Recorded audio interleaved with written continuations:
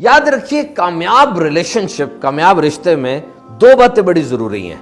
ہمارے پاس لوگ آتے ہیں اور کہتے ہیں کہ جی ہم سے رشتہ نبھایا نہیں جا رہا، ہم کوشش بہت کر رہے ہیں۔ در حقیقت وہ ایک بندہ کوشش کر رہا ہوتا ہے، دونوں مل کے کوشش کریں گے، رشتہ نبھایا جائے گا۔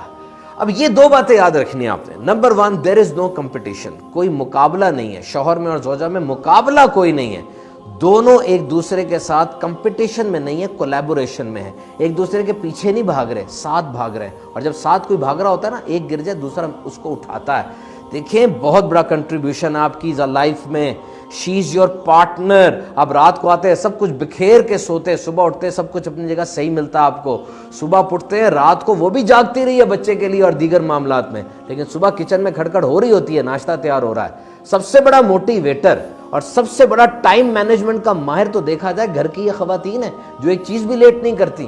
نمبر 1 ہو گیا no competition, and number 2 nobody is equal, everybody is playing his or her role۔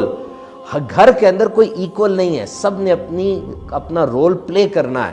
جس طریقے سے خاتون شوہر کے لیے سب کچھ کرتی ہیں، تو پھر مرد کو بھی چاہیے کہ جب خاتون کو ضرورت پڑی ہے وہ بھی آگے بڑھ کے سب کچھ کرے، گھر کا کام کرنے میں، کھانا پکانے میں، مدد دینے میں، بچوں کی خیر گیری کرنے میں، وقت پہ گھر آ کے گھر کو ٹائم دینے میں حرج نہیں ہے، بلکہ یہ انمول لمحات ہوں گے آپ کی زندگی میں۔ گھر کو ٹائم دیں، اپنے پارٹنر کا بوجھ کم کریں، آگے بڑھ کے ان کے ساتھ کام کریں۔ اور یہاں یہ دو باتیں یاد رکھیے گا۔ نوجوانوں سے پوچھا گیا پیسہ اچھی چیز لگتی ہے کہ وقت، وہ انہوں نے کہا پیسہ۔ بوڑھے سے پوچھا گیا پیسہ اچھا لگتا ہے کہ وقت، اس نے کہا وقت، کیونکہ میرے پاس وقت بہت کم رہ گیا ہے، میں چاہتا ہوں اپنی فیملی میں گزاروں۔ جو وقت آپ نے اپنی فیملی کو دیا ہوگا نا، مستقبل میں جا کے پیچھے مڑ کے دیکھیں گے نا، اس وقت پہ کبھی آپ کو شرمندگی نہیں ہوگی۔ اور آخری بات سن لیں، سب سے بڑا احسان کسی پر یہ ہو سکتا ہے کہ آپ اس کا بوجھ ہلکا کر دیں، آگے بڑھیں، اپنی زوجہ کا بوجھ ہلکا کریں، باتیں سنیں، کاموں میں اس کی مدد کریں۔ انشاءاللہ اچھی نیتوں کے ساتھ کریں گے، ثواب بھی ملے گا اور گھر امن کا گہوارہ بن